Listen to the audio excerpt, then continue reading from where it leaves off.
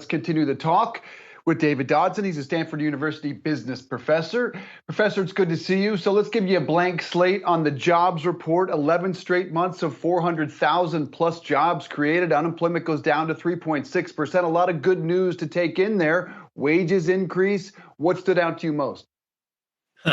You know what we're seeing? We're seeing the end of the Great Vacation. You know, we thought it was the Great Resignation, but it's really been the Great Vacation. I mean, what happened, and I think it's pretty clear looking back on the data, is that a lot of money got sent out in people's mailboxes. Some people were sent home because of COVID. It was inconvenient to work. And by the way, the stock market was going up, so everybody was getting wealthier and wealthier. Well, all that's reversed. And if you look in the last 100 days, what's happened is, A, people have less money. They have less wealth because the stock market's come down. Prices are going up. That's a pretty big gap.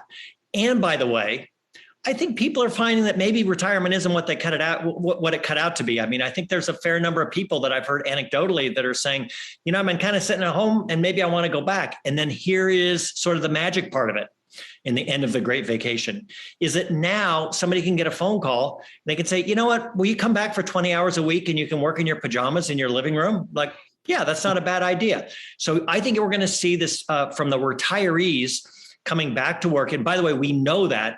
In fact, the stats are that 3% of retirees are returning back to work, which may not seem like a big number.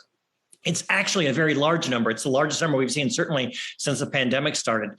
And then younger people are realizing that they've spent all the money that they got for free from the government. And maybe it's time to stop sitting on an inner tube and drink beer and go get a job. And that's what we're seeing in the end of the Great Vacation.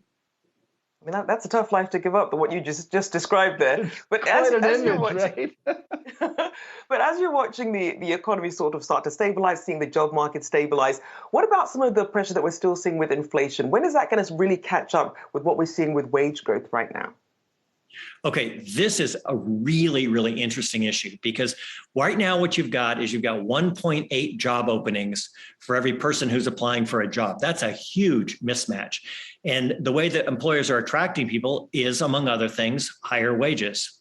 Now, as the end of the Great Vacation, as the Great Vacation ends and the workforce starts to increase and those jobs get filled, the question is that gap going to close? And it is going to close enough to where supply and demand in the labor force start to even out, and then wages will level out.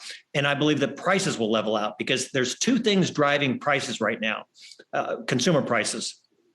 One, of course, is commodities, which are out of control. And that has a lot to do with what's happening, obviously, in Ukraine. And the other are wages. If you stabilize the wage rate, inflation's going to come down or inflation's going to hold. And what's interesting is if you look at, there's interesting work at University of Michigan that looks out on what people's expectations are about inflation going forward. And that's very important because it affects consumer behavior today. And people do not expect the current inflation to last much longer. They expect it to last about a year. Dave, I want to go back to something that you mentioned a moment ago with regard to the stock market had gone up, so people had gotten richer. That's to assume that everybody is invested, but for people who are looking at equities right now or looking at other areas in the market, whether that be cryptocurrency that they want to get involved with, where they're trying to diversify their portfolio, where should they be entering at? Where would you be positioning your portfolio even in a time of volatility like this? Yeah, it's tough right now, right? Because interest rates have been so low. So there used to be historically this really nice trade-off between bonds and stocks, to keep it simple. And there's been no yield in bonds. And of course, there's no yield in cash. So the only place to go is equity markets. And everybody's fleeing to the equity markets. Now, the last 100 days have not been too pleasant in the equity market. So people are looking for where else to go. And there aren't very many places to go, except we do know this. We know that interest rates are going to be coming up and they're going to be staying up. We've had this unnatural reduction in interest rates for a long period of time, which has been COVID and politically related.